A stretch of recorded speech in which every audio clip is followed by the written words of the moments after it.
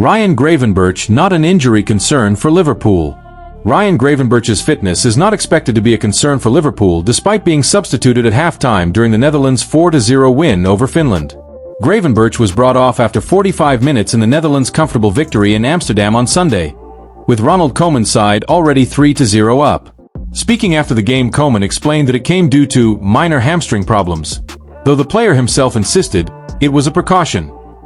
That led to doubts over Gravenberch being able to start when Liverpool host Man United on Sunday, but there is no sign he will be unable to. Speaking on YouTube, Lynch explained that the 23-year-old is considered fully fit and will resume training with the rest of Arne Slot's squad this week. The Netherlands acknowledge Gravenberch plays a lot for country, a lot for club, and any chance you can get to rest a 23-year-old player who gets through as much work as he does, they will take it, he said. So I think Liverpool will be pretty grateful for that, because of course he is their best no. 6. This update comes amid uncertainty over the fitness of Wataru Endo, who would have been among the choices to stand in for Gravenberch if he were to miss out. Endo did not join up with the Japan squad for their friendlies against Paraguay and Brazil due to a hamstring issue picked up in the 2-1 defeat to Chelsea last time out. He instead stayed behind to focus on his fitness, working in the gym at the AXA training center alongside the injured Alisson, as well as Curtis Jones, who did not get called up by England. Liverpool's injury list. Alisson, hamstring, out. Giovanni Leone, ACL, out. Ibrahima Konaté, quad, doubt. Stefan Bajcetic, hamstring, out. Wataru Endo, hamstring, doubt. Jadon Danns, hamstring, out. Alisson is a long-term absentee along with Giovanni Leone, Stefan Bajcetic and Jadon Danns. Ibrahima Konaté is another doubt for Sunday after withdrawing from the France squad due to a quad injury which forced him off against Chelsea. Slot could make changes to his starting lineup for the visit of Man United, with the likes of Jeremy Frimpong and Florian Wirtz able to return, while Joe Gomez could be an option to replace Konaté. Gravenberch has started every game in the Premier League and Champions League so far this season bar the opening day of the league campaign, for which he was suspended. Liverpool could look to Nottingham Forest's Murillo after losing Marc Guéhi advantage.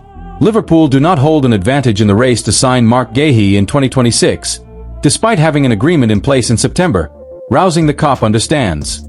The Reds almost signed Guéhi on transfer deadline day, with a contract agreed for the Crystal Palace captain.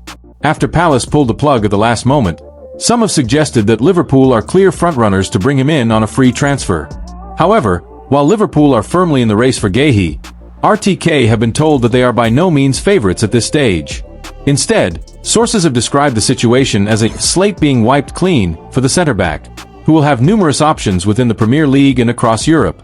While this does not mean Guéhi will absolutely not join Liverpool, the Reds are understood to be assessing other options, including Murillo of Nottingham Forest. Liverpool must start again in Marc Guéhi saga. Liverpool may still attempt to get ahead of the chasing pack and sign Guéhi in January. However, the player himself is understood to be keen on assessing his options next summer. As transfer expert Graham Bailey exclusively tells RTK, this will at best mean Liverpool having to renegotiate the contract they agreed with Guéhi last month, and at worst will mean he goes elsewhere. It was confirmed to me that the slate was wiped clean for Guéhi, Bailey says. When he didn't move in January, it was a case of back to your starting blocks. It starts now. Liverpool don't have an advantage necessarily. That doesn't mean they won't get him. They might also look to do it in January, but he's expecting to move on a free and Palace think he will as well. If anyone tries in January, it'll most likely be Liverpool. I suspect the contract they agreed in the summer will be somewhat less than he'll be getting on his next deal. That's part of the reason they wanted to do it in the summer. I wouldn't say it's pointing towards Liverpool missing out just yet, but I do wonder if he looks abroad. Asked about Liverpool's interest in Bayern Munich's Dayot Upamecano, Bailey says that while the Reds are keeping abreast of the Frenchman's situation, sources feel he is more likely to stay put as things stand. The journalist also suggests Murillo could come into play. Upamecano, there's still a belief from German sources that he'll probably sign a new deal there, but you never know, Bailey says. Liverpool are assessing the centre-half market. There's loads of them out there. Murillo's a fascinating one. Let's see what happens around Forest. He's someone we know Liverpool like. How likely is a January deal for Liverpool? Given the long-term injury sustained by Giovanni Leone, and the current poor form of Ibrahima Konaté, many Liverpool supporters would like to see a centre-back brought in as soon as possible. And according to Bailey, there is a chance the Reds enter the market in the new year if the right opportunity arises. January is obviously very hard to do anything, but they're assessing the market, he says. I do think we'll see them do 2 center-halves in 2026. I think they would like to do one in January, but they won't do it for the sake of it. If they could get a Gahey or an Ordóñez, though, they likely will try. Murillo is a likely mover in 2026, but let's see. There could be another new manager at Forest and he could love it. Liverpool's chances of signing Gahey are not as strong as they once looked, but that only opens the door for someone else to walk through. Fabrizio Romano shares how Ruben Amorim really feels about Manuel Ugarte behind the scenes. Manuel Ugarte has endured a mixed start to the season, which has led to speculation over his future at Manchester United. During the latter stages of the summer transfer window, Manchester United were scouring the market for a new midfielder with links to Carlos Baleba and Adam Wharton. Heading into 2026, signing a new midfielder is a top priority for United, and that spells potential bad news for Manuel Ugarte. Reports claimed United were open to selling Ugarte this summer, but the Uruguay international ended up staying put in Manchester.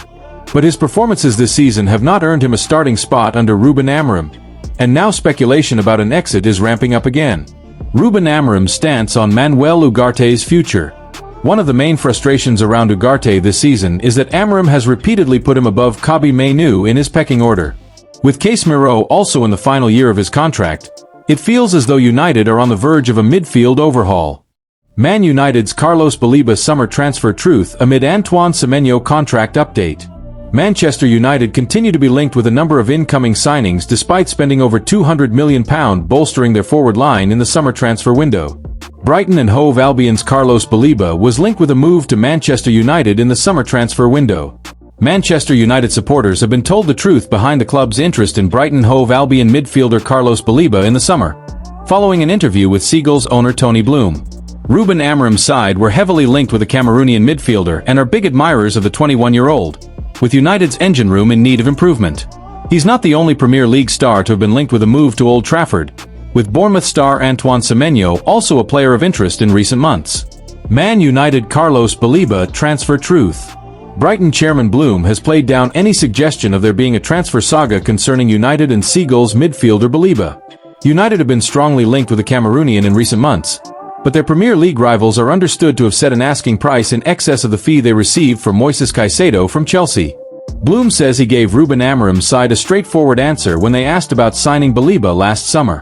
In an interview with the Argus, Bloom said, "I don't think Baleba was a saga. There was interest from Manchester United, and we said that he wasn't available this summer and they went away. So we've had many bigger sagas in the past. But Carlos Baleba, his improvement has been immense. Massively important player to this football club, and just delighted that he's with us for this season." The man says, "It's no secret that Manchester United want to bolster their midfield options as they search for a Casemiro successor, and just because they were unable to sign Baleba in the summer, that does not rule out a move in the future. That being said, the need to comply with PSR will likely rule out a January approach." Antoine Semenyo contract update. Bournemouth star Antoine Semenyo reportedly has a release clause in his contract with the Cherries which could pave the way for a move to Old Trafford. TalkSport say both Man United and Spurs held talks with the forward last summer before he signed a new deal with Andoni Iraola's side. The exact details of the release clause are not yet known, but Bournemouth reportedly value Semenyo in the region of £75 million. The men says, Semenyo would be another brilliant addition for United, but having spent £200 million in the recent summer transfer market, they had to offload some players in order to make room for the Ghana international. He's also expected to be in high demand and United would need to offer playing assurances. Bournemouth winger Antoine Semenyo has been in sensational form this season. Rio Ngumaha annoyed me by taking my Liverpool record, but he can be one of the best in world. Ben Woodburn saw his record as Liverpool's youngest ever goalscorer taken away in August, but he is predicting big things for Rio Ngumaha.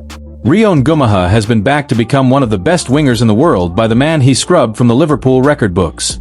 Reds teenage talent Ngumaha became the youngest goalscorer in the club's history when he struck a 100th-minute winner to beat Newcastle 3-2 at St James Park in August at the age of 16 years and 361 days, taking the previous record set by Ben Woodburn when he struck against Leeds United in the League Cup at the age of 17 years and 45 days in November 2016.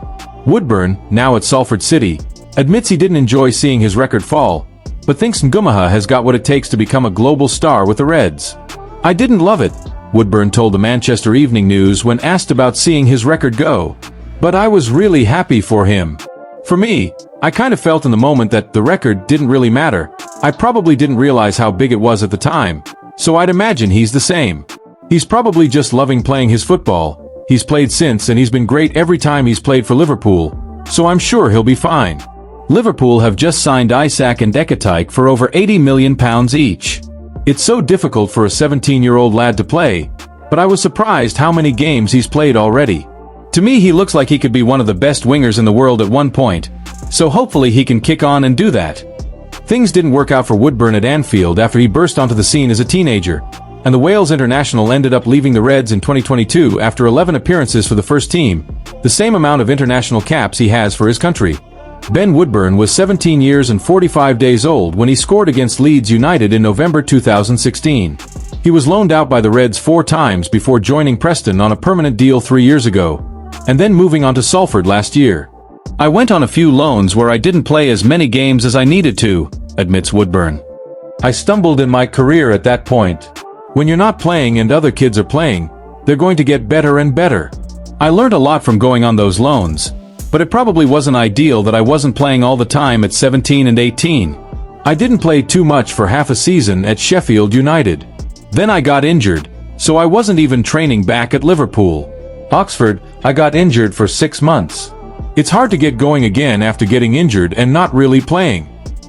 Woodburn Rhiannon's close friends with Trent Alexander-Arnold, having emerged from the Reds Academy alongside the former vice-captain, who left for Real Madrid this summer. I'm good mates with Trent, so I speak to him quite a bit, he says. It's more jokey now if we're speaking about football. Nothing too serious. There's not much I can tell Trent is there. He's one of the best right-backs in the world, if not the best. It's more of a friend relationship than anything professional. After the ups and downs in his career, Woodburn is now enjoying himself with Salford in League Two, with the Welshman having made 15 appearances already this season. It's been good for me. I've got to live at home. It's been nice. I enjoy playing here, enjoy the fans, enjoy the manager, the group of lads. So yeah, I can't complain really, he said. I think I've always just wanted to feel part of a team where I'm really involved, and here I definitely feel that. I think I've always been at my best in my career when I've played game after game. When I'm not taking breaks in between or being on the bench, that's when I kind of get out of rhythm. When I'm constantly playing, I think that's when I play my best football. Newcastle United on alert to Mark Guéhi's reaction after Liverpool transfer debacle. Newcastle United have been watching Mark Guéhi's reaction following his failed move to Liverpool. Guéhi almost joined Liverpool on deadline day, only to see the deal collapse in the final stages of a dramatic summer transfer window. The England international is expected to leave Crystal Palace at some point over the next 2 transfer windows, with his contract due to expire in the summer of 2026. Newcastle tried and failed to sign Guéhi in 2024 and have since strengthened their defense by signing Malik Thiaw. Thiaw has made a brilliant start to life at Newcastle, but it seems that the door remains somewhat open to Guéhi moving to St James Park. Newcastle United remain interested in Mark Guéhi. According to the Chronicle, Newcastle have not totally given up on the prospect of signing Guéhi either in January or next summer. The defender is said to remain of interest even after the club signed Thiaw, particularly if he can be signed for a reasonably cheap fee given his contractual status. The report adds that Newcastle have had scouts in attendance to watch how Guéhi has reacted to the Liverpool saga. Considering his performances for the Eagles, it's not hard to imagine those Newcastle scouts being impressed. Mark Guéhi has made a decision on his next club. Guéhi now looks set to enter the market as a free agent next summer, unless he leaves in January. That will be an exciting prospect for the player. If he's on a free transfer, he's in a position to demand a lucrative signing-on fee. With that in mind, it's hard to see Newcastle winning the race. Frankly, Newcastle's wage structure does not allow them to pay what some of the biggest clubs in the world can offer players. Liverpool and Bayern Munich have new challenger in Mark Guéhi pursuit, as Inter hope Crystal Palace interest in €35 million defender gives them advantage in transfer battle. Liverpool, Real Madrid, Bayern Munich and Barcelona have been joined by Serie A heavyweights Inter in the race to sign Mark Guéhi. The Crystal Palace star, who will leave the club as a free agent next summer, could arrive at San Siro in January in a surprise transfer exchange, which would see Inter's Jan Bissek move the other way. Guéhi set to join one of Europe's top clubs next year. Guéhi has already confirmed his desire to leave Crystal Palace. The only uncertainty is whether he will depart in January or leave as a free agent at the end of the season. Over the summer, there was an agreement in place between Palace and Liverpool for the transfer of Guéhi. Surprisingly, the €40 million, £35M/$47M, move collapsed on deadline day after the Eagles failed to find a suitable replacement. The Reds, though, haven't given up on their pursuit of the rock-solid English defender. But they aren't the only side to have shown an interest in acquiring Guéhi's signature. Indeed, La Liga heavyweights Barcelona and Real Madrid, as well as reigning Bundesliga champions Bayern Munich, are keen on signing the Palace captain. Inter enter the fray for Guéhi. According to a report from Tuttosport, the European giants have been joined by Inter in the race to land the coveted signature of Guéhi. The Nerazzurri are planning to propose a January transfer exchange involving Jan Bissek. The Cologne-born defender was reportedly already approached by Palace in the summer, tabling a €35 million, £30M/$41M, offer for the 24-year-old services. Both the club and the player rejected the proposal, with Bissek opting to continue at Inter after making 46 appearances last season. Bissek, the trump card Inter could use to sign Guéhi. The loan arrival of Manuel Akanji from Manchester City has changed the situation to a great extent. With Bissek now further down the pecking order under Christian Chivu, Palace could reignite their pursuit of the German international in January. Inter would not reject such an offer this time around. Instead, they are planning to use Bissek in a straightforward swap deal in a bid to lure Guéhi. The move makes sense financially and sportingly for all parties. As Palace fear losing Guéhi for free, Bissek fears losing out on game time and thus a chance of a spot in Germany's squad for next year's World Cup, and Inter fear having a lack of adequate depth in defense. Guéhi not the only name on Inter's mind. Inter continue to monitor defensive prospects, with Ecuadorian prospect Joel Ordóñez of Club Brugge among the names linked. Also on Inter's radar are Wolfsburg's Konstantinos Kouliarakis and Serie A-based targets. Udinese's Zomer Solit, Lazio's Mario Gila, who is also being eyed by rivals AC Milan, and Sassuolo's Tarek Muharrimovic.